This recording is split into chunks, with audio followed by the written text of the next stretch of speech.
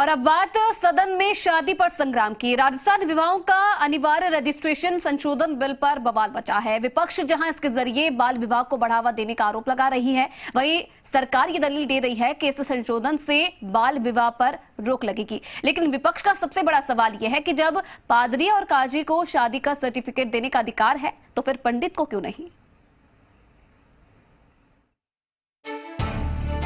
सदन में शादी पर संग्राम, बाल विवाह पर सियासी रार।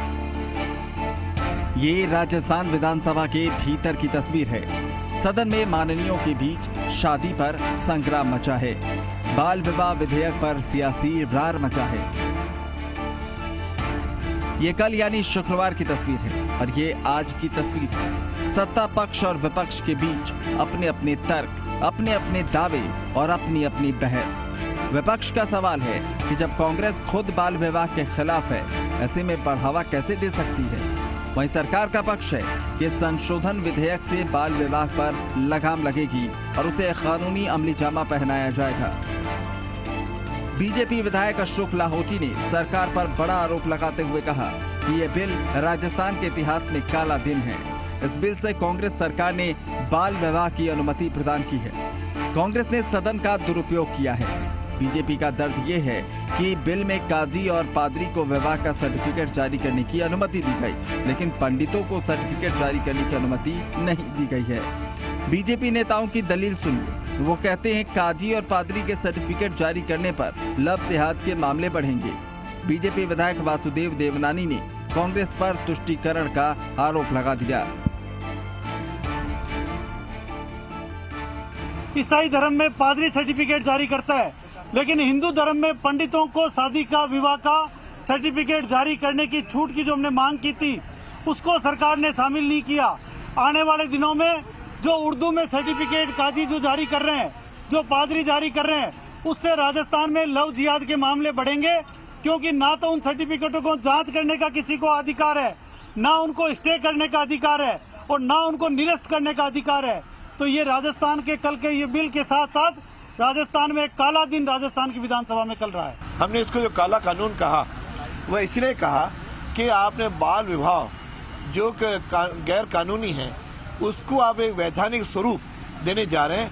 हम इसके साक्षी नहीं बनेंगे, इसलिए हमने इसको काला कानून कहते हुए इसका हमने बाइकआउट किया।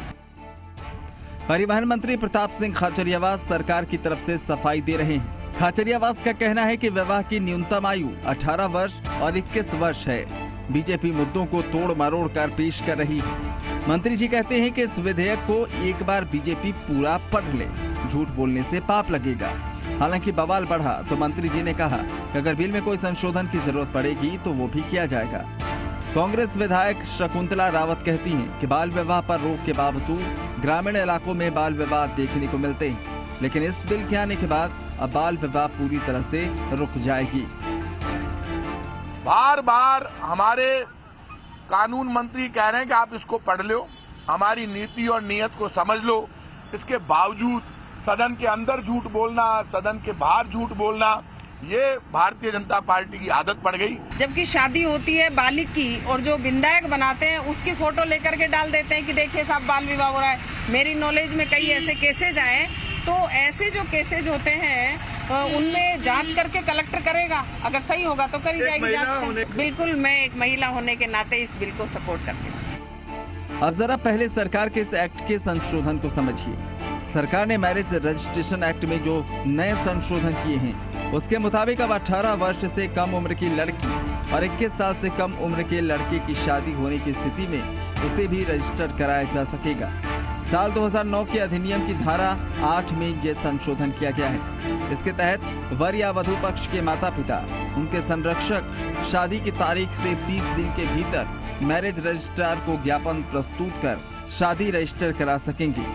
मौजूदा संशोधन विधेयक मंजूर होने के बाद अब अपर जिला विवाह रजिस्ट्रीकरण अधिकारी और ब्लॉक विवाह रजिस्ट्रीकरण अधिकारी भी नियुक्त किए जाएंगे। इसका मतलब 3 स्तरों पर शादी का रजिस्ट्रेशन हो सकेगा। बहरहाल इस संशोधन पर बीजेपी और कांग्रेस के बीच तल्खी देखने को मिल रही है। बीजेपी सवाल उठा रही है कि पादरी काजी को जब शादी के सर्टिफिकेट देने का अधिकार है तो फिर पंडित को क्यों नहीं। विष्णु शर्मा, जी मीडिया, जयपुर।